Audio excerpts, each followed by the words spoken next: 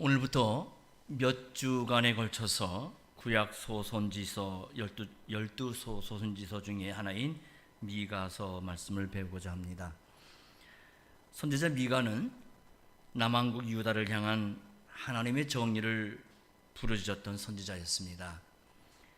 당시 사회에는 공의가 없고 부자와 가진 자가 가난하고 힘없는 자들을 착취하는 죄가 만연하고, 또 도처마다 우상이 난무하는 그야말로 여호와의 나라가 세상의 나라로 전락한 그러한 시대였습니다.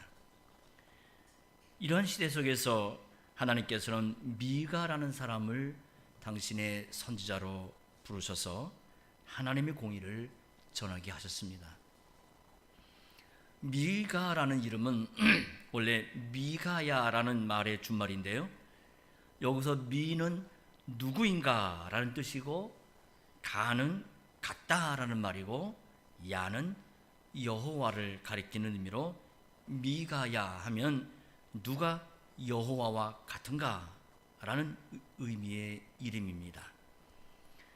우리는 마지막 장, 이 미가서 마지막 장인 7장 18절에서 주와 같은 신이 어디 있으리까 하는 미가의 고백을 보게 됩니다. 바로 이 말이 그의 이름이 의미하는 것이었고, 동시에 이 이름에 그의 사역의 특징이 잘 나타나는 것을 보게 됩니다. 누가 여호와와 같은가? 이 말은 우상이 난무하던 사회 안에서 하나님 여호와와 같은 참신이 어디 있는가 하는 소리이며, 또 심판을 목전에 둔 이스라엘 위기 앞에서 죄를 사하시는 하나님의 국률하심을 전하는 은혜의 소리이기도 합니다. 이렇게 미가 선지자는 그의 예언서 마지막 대목에서 여호와의 사주를 이야기하며 회개를 촉구합니다. 이는 이스라엘 백성과 그 지도자들의 상황이 하나님 앞에 심판을 자초한 큰 죄가 그만큼 만연되어 있었기 때문입니다. 당시 백성의 지도자들은 온갖 불의를 행하는 데 앞장서고 있었고, 더욱이 하나님의 말씀을 전해야 될 종교 지도자들, 즉 예언자들도 공의를 전하지 않고 뇌물을 받고 사람의 귀에 즐거운 수립만을 하고 있었습니다. 자기들에게 먹을 것을 주는 사람에게는 하나님의 평강, 하나님의 축복을 이야기를 하고, 먹을 것을 주지 않는 자들에게는 도리어 싸우려는 태도를 취했던 겁니다. 이렇게 하나님 나라였던 이스라엘은 총체적으로 타락한 상황이었습니다. 하나님은 그 긴 어두운 터널과 같은 시대에 누가 여호와와 같은가 하는 이름을 가진 자신의 선지자를 그들에게 보내셨습니다. 그리고 그의 입을 통해 그들의 죄를 지적하시고 사죄하시는 여호와께로 돌아오라고 촉구하셨습니다. 오늘 우리가 사는 이 시대를 볼 때도 미가의 시대보다 더 낫다고 할 수 없는 어두운 시대에 우리가 있지 않습니까? 도처마다 공의가 사라짐으로 신음하는 소리가 들리고, 약자에 대한 온갖 횡포가 가득하고, 거짓이 진리의 빛을 막고 있는 시대 안에 우리는 살고 있습니다. 그야말로 하나님의 심판의 전조가 여기저기에서 보여주고 있음에도 죄 짓는 것에 마음이 굳어진 인생들은 도무지 돌이킬 줄을 모릅니다. 이러한 때에 교회는 어떠한 모습을 나타내야 하겠습니까? 우리 교회 헌장 전문에 그리스도의 가장 바른 자태를 구현한다라고 명시되어 있듯이 그리스도의 교회로 바르게 서 나가는 것, 그래서 이 교회 안에서는 하나님의 말씀이 가감없이 선포돼서 하나님 나라의 의를 나타내는 것, 이것이 선지자로서의 우리의 사명이 아니겠습니까? 선지자 미가의 가슴에는 하나님의 거룩한 분노가 폭발하고 있었습니다. 그의 입에는 이 분노가 말씀에 불이 돼서 죄로 얼룩진 사회에 유황불을 쏟아내고 있었습니다.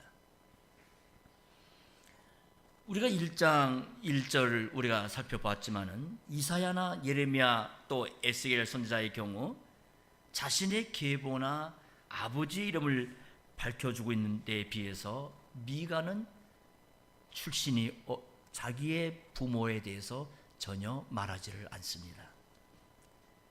대신 미가서를 시작하는 1절에 그가 모레셋 사람이라는 출신지만을 밝힐 뿐입니다.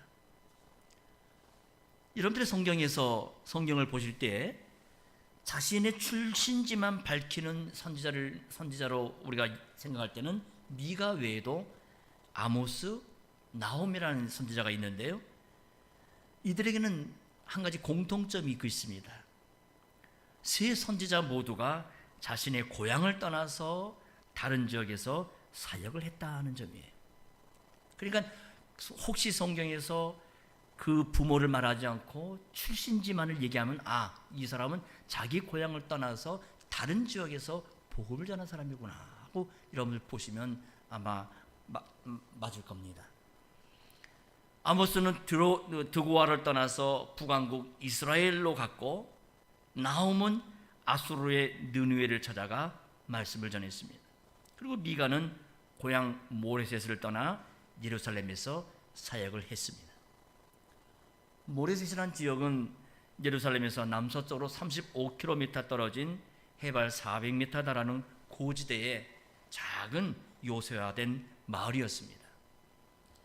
그러나 주전 701년에 아시리아의 사네립이 침공해서 유다의 46개의 성읍을 점령했는데 그 중에 하나가 되고 말았습니다. 아마도 그런 이유에서 미가가 고향을 떠나 예루살렘으로 가게 되었을 것이라 보여집니다. 미가는 남왕국 유다의 요담왕과 그 대를 이은 아하스 그리고 히스기야 왕 때 활동을 하였습니다. 요담은 주전 750년에서 735년에 걸쳐, 아하스는 735년에서 715년, 히스기야는 710년에서 686년 어간의 왕으로 다스렸던 사람들입니다. 이 시기는 이스라엘에게는 이방 나라로부터 침략을 당하는 그야말로 격동의 시기였습니다. 북이스라엘이 주전 722년에, 그러니까 남왕국 유다의 아하스 때 아수르에게 멸망을 하고 701년경에는 아수르의 사네립이 침공으로 인해 무려 유다의 46개의 성읍이 빼앗기는 그야말로 매우 어렵고 위태로운 시기였습니다. 이처럼 미가는 북이스라엘 멸망을 경험했고, 고향 모레셋을 포함한 유다의 46개의 성읍들이 외국 군대에 의해서 침략을 당한 것을 목격을 했고 경험을 하였습니다. 이처럼 혼란했던 기원전 8세기에 하나님께서는 특이할 정도로 그 어느 때보다도 많은 예언자들을 그분의 백성들에게 보내셨습니다. 남쪽에는 이사야가 있었고, 북쪽에는 호세아나 아모스 같은 예언자들이 동시대에 있었습니다. 이처럼 여러 선지자들을 한꺼번에 보내신 것은 그만큼 이스라엘의 상황이 풍전등화와 같았고, 그 가운데 있는 백성들로 하여금 마지막 회개의 기회를 주시기 위함이었습니다. 이들 예언자들은 저마다 하나님께서 주신 특별한 은사와 소명이 있었습니다. 가령 미가와 동시대에 같은 예루살렘 같은 지역에서 활동을 했던 이사야는 상류층 출신으로 타락한 사회 윤리와 여호와에 대한 배교, 또 왕족들의 부패와 백성들의 우상 숭배에 대해서 하나님의 공의와 심판, 그리고 장차 있을 회복과 메시아의 영광을 선언을 했다고 한다면, 미가는 작은 시골의 서민 출신으로 서민의 관점에서 지도자들의 타락과 횡포, 경건을 상실한 지도층과 백성들의 죄를 지적하면서 하나님의 심판과 회복, 그리고 메시아의 영광을 알렸던 인물입니다. 그러니까 이사야가 위에서 아래로 내려다보고 하나님의 경고와 메시아의 소망을 전했다고 한다면, 미가는 아래에서 위를 쳐다보면서 같은 주제를 전한 겁니다. 더욱 이 미가의 사역이 다른 선지자들과 구별이 되는 점이 있는데 1장 1절을 우리가 보게 되면 사마리아와 예루살렘에 관한 묵시라라는 말로 시작합니다. 이처럼 그는 북이스라엘과 남유다에 관한 메시지를 함께 받은 사람입니다. 그래서 미가서를 읽다 보게 되면 이스라엘이라고 하는 호칭이 나오는데 이 이스라엘이라는 호칭이 나올 때 이것은 비단 북왕국만이 아니라 남왕국 유다를 포함해 말하는 경우라는 것을 우리는 눈여겨봐야 할 것입니다. 미가서는 총 7장으로 구성된 아주 짧은 예언서입니다. 그냥 천천히 읽어도 그저 몇 분이면은 후루룩 다 읽을 수 있는 그런 분량이에요. 하지만 미가는 요담에서 히스기야 때까지 무려 55년 동안 상당히 오랜 세월 동안 선지자로 사역했던 사람입니다. 그럼 그 긴 시간 동안 하나님께서 어떠한 하나님이신지를 전했습니다. 그는 죄에 대해 심판하시는 하나님의 공의를 전했고, 그러나 죄를 깨닫고 돌이킨다면 사죄하시는 하나님의 사랑에 대해서 하나님과 같은 분이 없음을 전했습니다. 그리고 하나님께서는 그 당시의 백성만이 아니라 오늘 우리를 위해서 미가가 평생 전한 내용을 단 7장의 분량의 미가서로 요약해 주셨습니다. 우리는 이 7장의 미가서를 함께 읽는 동안에 하나님의 말씀에 어떻게 선자는 순종을 했고, 또 선자를 통해서 심판을 목전에 둔 백성들에게 찾아오시는 은혜의 하나님을 깨달음으로 우리도 누가 우리 하나님 여호와와 같은가 하는 찬송을 함께 불러야 할 것입니다. 그럼 이제 미가 선지자가 전할 말씀을 차근히 살펴가면서 오늘 우리들에게 말씀하시는 하나님의 말씀을 듣겠습니다. 2절 3절입니다. 백성들아, 너희는 다 들을지어다. 땅과 거기 있는 모든 것들아, 자세히 들을지어다. 주 여호와께서 너희에게 대하여 증거하시되 곧 주께서 성전에서 그리하실 것이니라. 여호와께서 그 처소에서 나오시고 강림하사 땅의 높은 곳을 밟으실 것이니라. 이 시대는 남왕국 유다의 우시야 왕과 북왕국 이스라엘의 여로보암 때부터 시작된 괄목할 만한 경제적 성장이 부분적으로나마 지속이 된 그런 시기였습니다.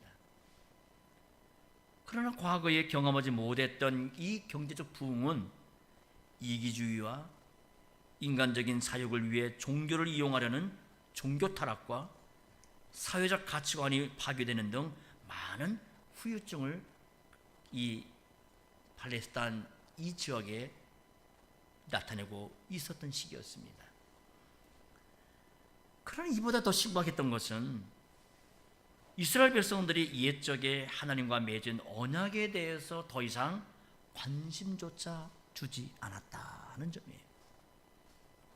더욱이 722년에 북왕국 이스라엘이 아수르에 의해서 멸망한 것을 가까이에서 보았던 남유다는 이 멸망의 이유를 전혀 깨달지를 못하고 있었습니다.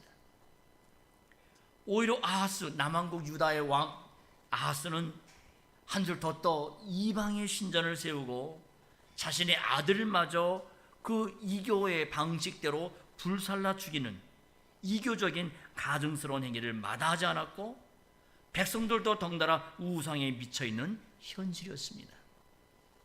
이러한 시기에 미가 선지자는 이스라엘과 언약을 맺으신 여호와께서 그의 백성을 심판하시기 위한 하나님의 소송으로 그의 예언을 시작을 합니다. 하나님께서 이 소송을 제기하시기 위해 자신이 처소인 성전에서 말씀을 전하십니다. 그런데 이 소송을 제기하기 위해 땅과 거기에 있는 모든 걸 증인으로 부르시면서 당신의 말을 시작하시는 거예요. 지금 이 장면은 마치 출애굽한 이스라엘이 하나님과 언약을 맺는 장면을 떠오르게 합니다. 하나님께서는 이스라엘과 언약을 맺으려 하시면서 신명기 32장 1절에 보게 되면 하늘이여 귀를 기울이라, 내가 말하리라, 땅은 내 입의 말을 들을지어다 하며 하늘과 땅을 하나님과 하나님의 백성인 이스라엘의 사이에 언약식의 증언자로 삼으셨습니다. 이사야 선지자도 그의 예언의 시작을 하늘이여 들으라, 땅이여 귀를 기울이라, 여호와께서 말씀하시기를 내가 자식을 양육하였거늘 그들이 나를 거역하였도다 라는 말로 시작하였습니다. 이처럼 하나님께서 전하시는 복음의 내용은 사람의 영혼만이 아니라 하늘과 땅, 온 세상에 대한 문제이고, 온 만물이 인간의 타락과 범죄로 인해서 함께 탄식하며 함께 고통하고 있기 때문에 이것들로 증인을 삼으신 겁니다. 그래서 미가나 이사야는 모두 당대의 사람들이 모세 때에 맺었던 이스라엘 시작이 된 하나님과의 언약에서 벗어나 있음을 일깨우고자 이처럼 하늘과 땅을 증언자로 삼아 하나님의 엄중한 심판의 말씀을 전하기 시작하였습니다. 이처럼 하나님께서 자신의 예언자를 통해 이스라엘 백성에게 말씀을 보내고 계시는 걸 가리켜 여호와께서 성전에서 말씀하신다라고 그렇게 선지자는 표현합니다. 여기서 말하는 성전이라는 것은 3절에 성전 곧 그 처소에서 나오셔서 강림하사 땅의 높은 곳을 밟으실 것이라는 말씀에서 볼 수 있듯이 이는 예루살렘에 있는 성전이 아니라 하늘의 성전입니다. 이처럼 시온에 자기 이름을 두고 다스리고 있는 그 다스리시는 하나님께서 예루살렘 성전이 아닌 하늘 성전에서 말씀하시는 데서 우리는 주목할 것이 있게 됩니다. 당시 유다의 아하스 왕은 다메섹에 갔다가 거기에 있는 이방 우상 제단의 모양을 그려와서는 예루살렘 성전 안에 그대로 그 우상 신전을, 그 우상 단지를 세워놓게 됩니다. 또한 이사야 1장을 보게 되면 당시 백성들은 그저 헛되이 성전 마당만 밟고 갈 뿐이었어요. 예배가 형식적이 되고 만 겁니다. 그들의 몸은 여전히 성전에서 하나님을 예배하고 있지만 저들의 마음은 이미 하나님에게서 멀어진 지 오래였습니다. 이런 예배를 과연 하나님께서 받으시겠습니까? 하나님께서는 그러한 이 성전을 용도 폐기 처분하시고 말았어요. 그래서 지금 하늘의 참 성전에서 친히 말씀을 내리고 계시는 겁니다. 시대가 이토록 엄중한 상황인 걸 깨달은 사람이라면 적어도 귀를 기울여서 선지자가 전하는 하나님의 말씀을 듣게 될 것입니다. 이처럼 하늘 처소에서 나오신 하나님께서 지상에 강림하십니다. 언약 백성의 죄를 소송하기 위해서 하나님께서 자신의 처소를 떠나 세상에 임하시는 겁니다. 이 세상 역사에 개입하시는 겁니다. 강림하실 때 땅이 높은 곳을 밟으실 것이에요. 이 말은 하나님께서 강림하신 이유가 다름 아닌 심판하시기 위함을 보여주는 대목입니다. 4절에서 6절입니다. 그 아래서 산들이 높고 골짜기들이 갈라지기를 불 앞에 밀같고 비탈로 쏟아지는 물 같을 것이니 이는 다 야곱의 허물을 인하며 이스라엘 족속의 죄를 인함이라. 야곱의 허물이 무엇이뇨? 사마리아가 아니뇨?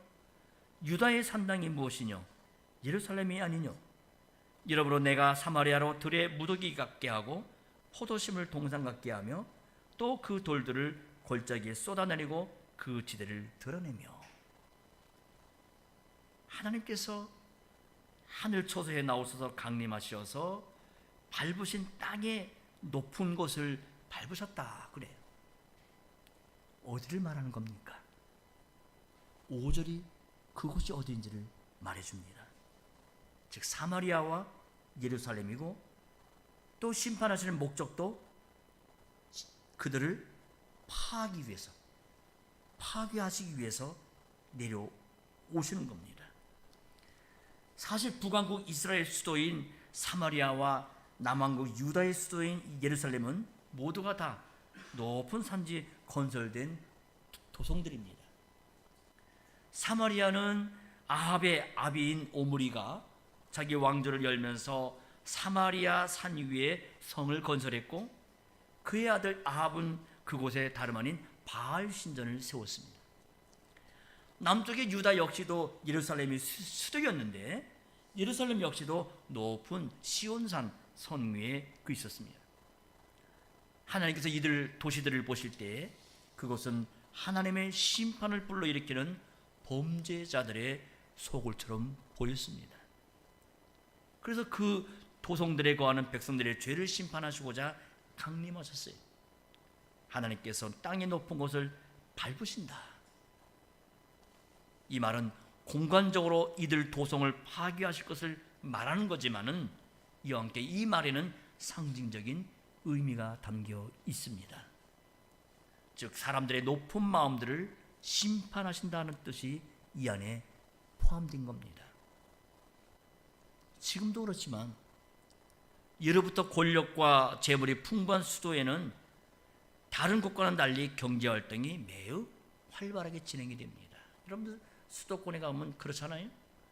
그러다 보니 사방에서부터 많은 사람들이 몰려와 올려와 살고, 거기 사는 사람들의 마음은 자연히 교만해집니다. 하나님께서는 이 두 성만이 아니라 이처럼 마음이 높아진 자들을 모두 함께 심판하실 것을 밝히고 계시는 겁니다. 하나님께서 이 모든 것을 심판하실 때 그 높은 것을 발로 밟으실 것입니다. 우리도 누군가로부터 말이나 또 행동으로 밟힘을 당할 때에는 내 자신의 비참함을 느끼고 매우 치욕스럽고 분해서 견디기가 어렵지 않습니까? 하물며 하나님께서 밟으실 때에는 다른 사람으로부터 밟히는 것과는 비교할 수가 없는 거예요. 하나님께서 밟으시면 높은 산들이 녹아내리고 골짜기가 갈라지는데 마치 불 앞에서 녹아내리는 초와 같고 비탈로 쏟아져 내리는 물 같을 것입니다. 이처럼 하나님께서 밟으시면 높은 산 위에 세워진 도성이나 거기에 거하는 백성 모두가 흔적도 없이 사라지게 될 것입니다. 이처럼 하나님께서 세상의 모습을 보이시면 세상의 모든 높은 곳은 다 낮아지게 되는 거예요. 오직 하나님만이 높고 존귀하시기 때문에 그래요. 이처럼 미가 선지자는 불과 물의 이미지를 가지고 하나님의 심판이 얼마나 철저하게 이루어질 것인지를 표현하고 있는 겁니다. 불 앞에 초가 녹아내리듯이, 골짜기에 급류가 급하게 흐르듯이 하나님의 심판 앞에서 모든 건 철저하게 그렇게 파괴가 되고 황폐해질 것입니다. 미가 선지자는 그의 예언의 시작을 이처럼 매우 두려운 심판의 나팔 소리로 들려줍니다. 우리가 살면서 경찰서나 법원에 간다는 것이 흔한 일이 아니고, 혹시 법원이나 검찰청으로부터 출두 명령서를 받게 된다면 밤잠을 이루지 못할 정도로 불안하게 될 겁니다. 그런데 지금 하늘의 하나님께서 하늘과 땅을 증인으로 삼으셔서 사마리아와 예루살렘에게 사형 선고를 지금 내리시고자 하는 겁니다. 죄에 대해 진노하시는 하나님 앞에서, 그 죄를 심판하시는 하나님 앞에서 인생은 교만할 수가 없습니다. 오늘을 즐기고 내일을 결코 장담할 수가 없습니다. 즉시 하던 일을 멈추고 지금까지 가던 그 길에서부터 당장 돌아서서 다시 살 수 있는 길로 돌아가야만 합니다. 회개해야 됩니다. 그러나 북이스라엘과 남유다 백성은 그렇게 하지를 않았습니다. 이어 선자는 하나님께서 이처럼 심판하신 이유가 무엇인지를 7절에 가서 이야기합니다. 7절입니다. 그 새긴 우상을 다 파쇄하고 그 음행의 값을 다 불사르며 그 목상을 다 회폐하리니 그가 기생의 값으로 모았은즉 그것이 기생의 값으로 돌아가리라. 앞에 5절에서 하나님께서 심판하신 이유를 대략적으로 야곱의 허물, 이스라엘 족속의 죄 이렇게 말했는데, 여기 7절에서는 그것이 다름 아닌 우상 숭배였다는 것을 밝히고 주고 있습니다. 그러면서 그들이 기생처럼 가늠하면서 돈을 모았기 때문에 그 부유함이 기생의 몸값으로 돌아갈 것이라고 말하는 겁니다.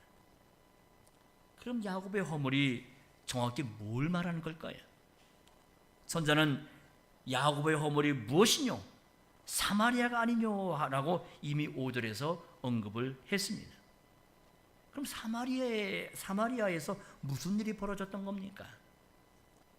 북이스라엘은 여로보암의 통치 이후로 줄곧 금송아지를 섬겨왔고 오므리 왕조 때 수도를 사마리아로 천도한 부터는 그 아들 아합에 이르러서 그의 아내인 이세벨이 갖고 시집온 바알 신전을 크게 짓기까지 했습니다.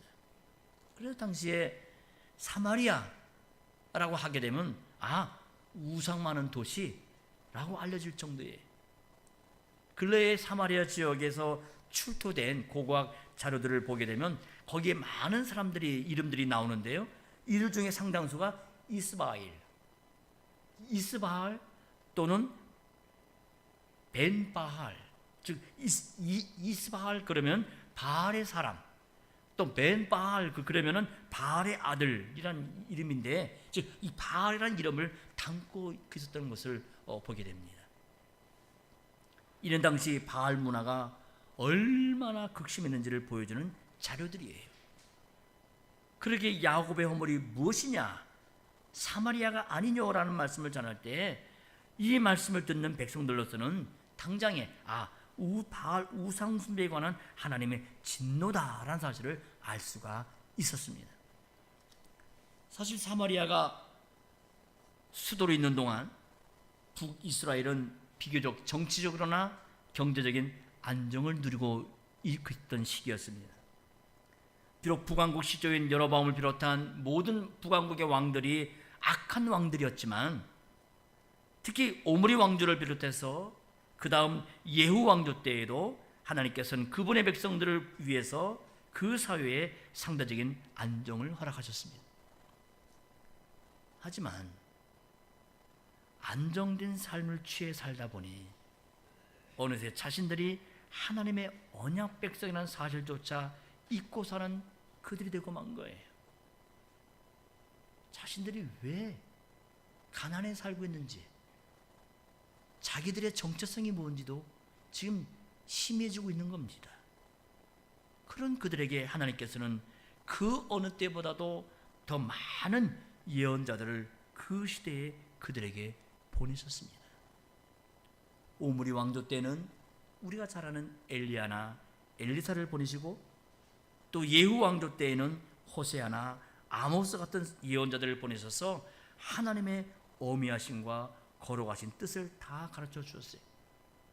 이처럼 하나님께서 끊임없이 자신을 알리실 때에 북이스라엘 백성들은 그러한 예언자들의 충고와 회개의 촉구에 반응을 해야만 했습니다.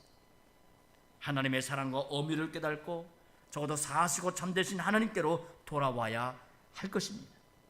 하지만 그들은 안타깝게도 귀를 막았어요. 마음을 닫아버렸습니다. 회개하기를 거부했습니다.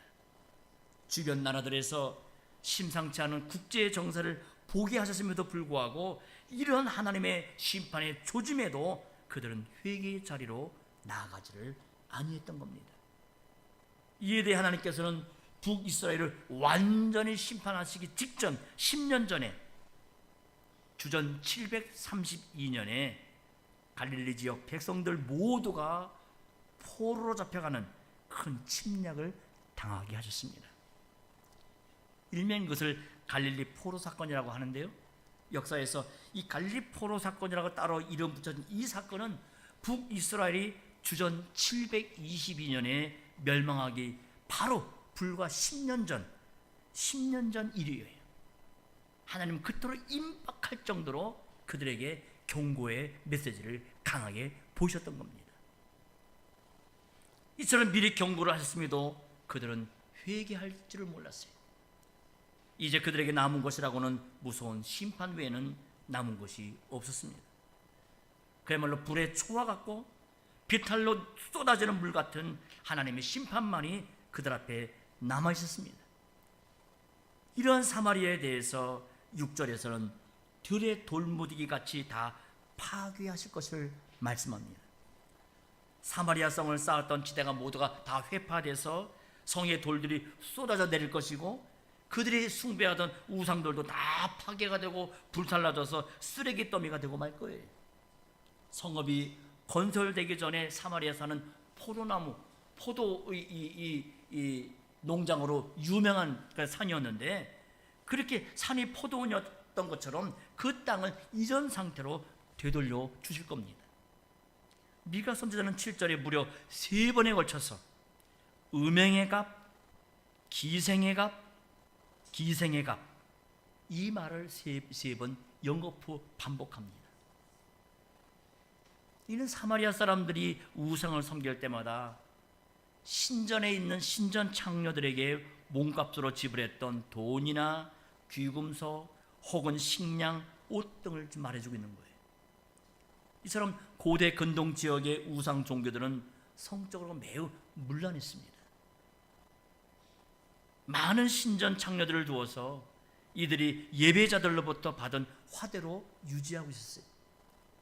그러나 하나님께서는 기생의 값으로 모았은즉 그것이 기생의 값으로 돌아가리라 라고 말씀하세요. 침략군인 아수르인들이 와서 성을 다 파괴한 후에는 신전에서 귀금속과 돈을 취해 자기들의 신전에 허물하거나 그들의 신전 창녀들에게 화대로 다시 지불할 것입니다. 따라서 기생의 값으로 모았은즉 그것이 다시 기생의 값으로 돌아가리라 하신 겁니다. 하나님의 이 말씀은 하나님의 심판이 어떻게 이루어질 것인지를 알려주고 있는, 밝히고 있는 말씀이에요. 이러기 위해서 그들은 역사상의 흔적도 없이 다 사라지고 말게 될 것입니다. 그야말로 초가 불 앞에 놓이면 금세 녹아서 하나도 남김없이 사라지고 말듯이 하나님께서는 사마리아의 그 크고 화려했던 궁궐이나 우상의 신전들을 다 없애고 황폐하게 만드실 것입니다. 하나님께서는 그 어느 때보다도 많은 예언자들을 보내셔서 그 무서운 심판을 경고하셨지만은 그들은 귀를 막고 우상 섬기는 삶에서 돌이키지를 않았습니다. 그 이후로 하나님께서는 사마리아를 이 세상에 흔적도 없이 제하여 버리신 겁니다.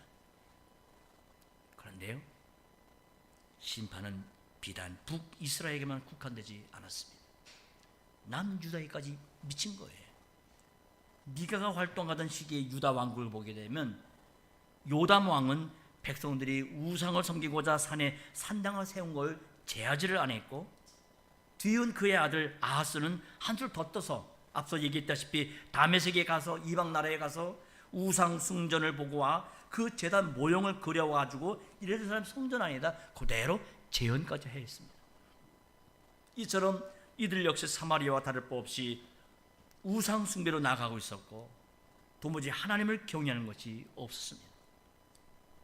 애당초 하나님께서는 애굽에서 종살이 하던 히브리 노예민들을 해방시키셔서 저 우상이 들끓는 가나안 한가운데에 들어가 산 위의 동네로서 진리의 빛을 비추는 제사장 나라로 그들을 택하셨어요. 하지만 그들은 산 위에 높이 보이게 자리 잡고 있으면서도 그곳에 제사장 나라의 그 위엄을 내보기는커녕 도리어 우상을 세우고 섬기고 있었던 거예요. 한 나라의 왕부터 자기 아들을 우상에게 바치면서까지 적극적으로 우상을 섬기니까 일반 백성들이 볼 때 왕도 저렇게 우상을 섬기는 걸 보니 뭐 꼭 여호와 하나님만을 섬길 필요는 없는 거구나. 우상 숭배에 대한 담대한 마음을 갖게 됐던 거예요. 하나님의 소유이고 제사장 나라로서 거룩한 사명을 감당하기 위해 택함을 받은 백성이 이처럼 이방 문화에 현혹이 되어 이방의 우상 문화를 도리어 다른 지역에 전하고 있었어요. 이런 그들에게 하나님께서는 심판밖에 남은 것이 없다 선언하십니다. 남유다의 심판의 내용에 대해서는 1장 뒷부분에 이제 쭉 나오는데요. 이 다음 시간에 계속해서 살펴보게 될 겁니다. 하나님의 심판은 두려움 그 자체예요. 그러나 죄 짓는데 마음이 담대해진 인생은 하나님의 심판마저도 가볍게 여기고 결코 두려워하지 않습니다. 현재 전 세계를 2년이 넘는 시간 동안 공포에 떨게 하는 코로나 전염병이 극심한 상황에서도 사람들이 죄 짓는 데에는 더 교묘해지고 더 담대해지는 걸 보고 있는 현실이 아닙니까? 그처럼 남유다 백성과 지도자들은 북왕국 이스라엘 멸망을 지척에서 보았음에도 불구하고 전혀 마음에 깨닫는 바가 없었습니다. 그만큼 그들의 마음이 둔해진 겁니다. 사실 애당초 깨닫고자 했다고 한다면 하나님께서 땅의 성전이 아닌 하늘 성소에서 말씀을 받으신다는 이 첫마디 부분에서부터 그들은 깨달아야 했던 거예요. 하지만 그들은 지금 오늘의 평안과 즐거움에 빠져서 산당에서 우상을 숭배하고 예루살렘 성전은 이교회단을 세워놓고 절을 하는 참남된 행위를 전혀 두려워하지를 않았습니다. 그러한 행위들이 하나님의 진노를 얼마나 촉발시키고 있는지, 얼마나 하나님의 언약을 배반하고 있는 일인지에 대해서 감각이 둔해져서 전혀 깨닫지를 못했던 겁니다. 그래서 누구도 이러한 일에 대해 돌이켜 회개하고자 하지를 않았던 것이 지금 미가가 보고 있는 이스라엘의 현실이었습니다. 이처럼 죄 짓는 데 둔감해진 백성들을 향해 미가는 누가 여호와와 같은가 이 말로 외칩니다. 그 어떤 우상이 자기를 잘못 섬긴다고 마치 초를 녹이는 불처럼 골짜기에 쏟아지는 물처럼 심판을 내릴 수가 있겠습니까? 그 어떤 우상이 자기와의 언약을 지키지 않았다고 해서 진노할 수가 있겠습니까? 하늘의 하나님께서 하늘 성전으로부터 강림하셔서 땅의 높은 걸 밟으시고 심판을 행하시면 유다와 사마리아의 그 화려한 도성들과 그 많은 우상들, 그 많은 재물들은 돌 위에 돌 하나도 남지 않게 모조리 무너지게 될 것이에요. 그래서 전에 포도원일 때와 같은 그 들판으로 바뀌고 들판의 돌무디처럼 되고 말 것입니다. 어느 우상이 이러한 하나님의 어미를 흉내낼 수 있겠습니까? 이런 하나님의 어미하신 심판은 북이스라엘과 남유다에게만 다 나타내신 것이 아닙니다. 장차 이 땅의 모든 것이 모조리 사라지는 마지막 대심판이 남아 있습니다.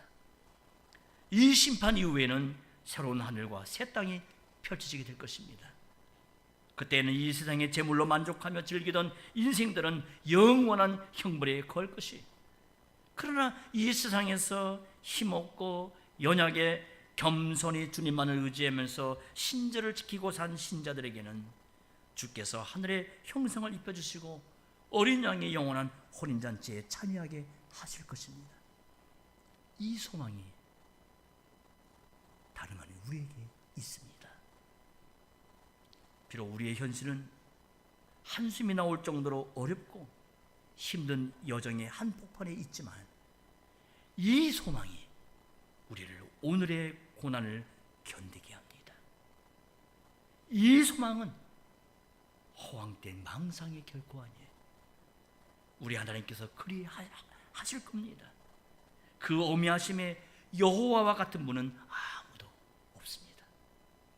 그러게 누구든지 이 때가 늦기 전에 아직 주께서 말씀으로 그분의 어미하심을 나타내시면서 가르치실 때에 그 말씀에서 생명의 지혜를 얻고 돌이키는 것이 사는 길입니다.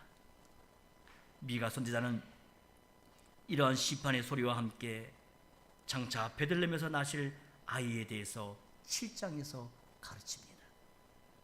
심판만이 아니라 우리의 죄를 사해 주신 데서도 여호와 같은 분이 없다라고 가르치고 있는 겁니다. 혹시 우리의 몸은 하나님을 예배하는 신자로 있지만은 그러면서 당장 우리를 즐겁게 하는 우상을 내 마음이나 내 손에 쥐고 있지는 않습니까?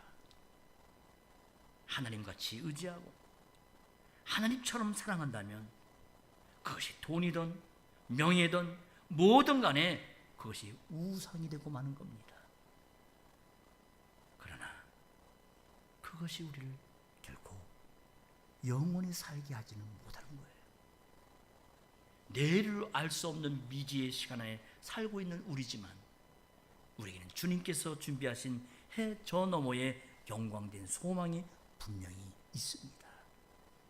이 소망을 갖고 사는 신자는 누가 우리 하나님과 같은가? 이 고백으로 찬송하면서 오늘이라는 시간을 믿음으로 살아갈 수가 있습니다. 기도하십시다. 거룩하신 아버지, 오늘부터 미가 선지자를 통한 하나님의 말씀을 들려주심을 감사합니다. 인생은 조금만 편하고 안정되면 이내 그 마음이 다른 데로 향하여 하나님의 미워하시는 죄의 자리로 스스럼 없이 들어가 마치 하나님이 계시지 않은 것처럼 세상이 되고 마는 걸 미가 시대에 타락한 언약 백성의 모습에서 보게 됩니다. 그러나 이 시대에는 고단하고 당장 죽을 것 같은 위기 안에서도 죄 짓는 걸 더 담대히 여기는 모습을 보면서 저희 모두가 경각하게 하시옵시고 오직 정신을 차려 진노하시는 하나님의 어미하심으로 인한 심판의 자리에 떨어질까 두려워하게 하시고 우리의 매일의 삶을 성신과 말씀으로 의지해서 거룩한 생활을 이루어 나가게 하여 날마다 하나님을 기쁘시게 하는 저희 모두로 인도하여 주옵소서. 구주 예수 이름으로 기도합니다. 아멘.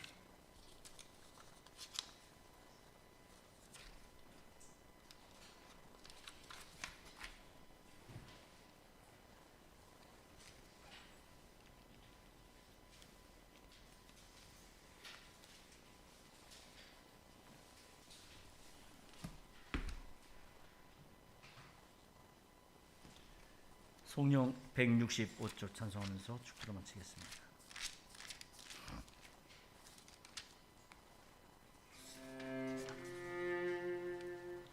성부 성자 성신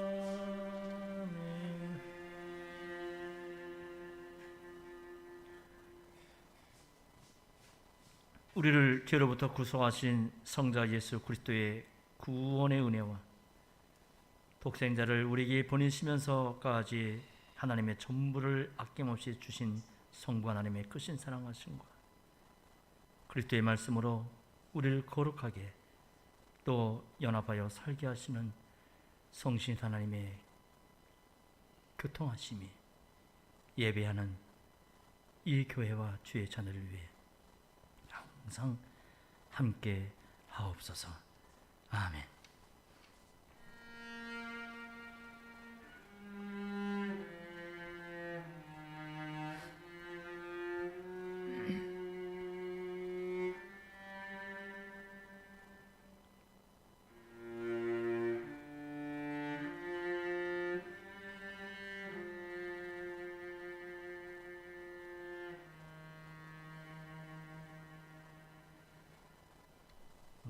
이상으로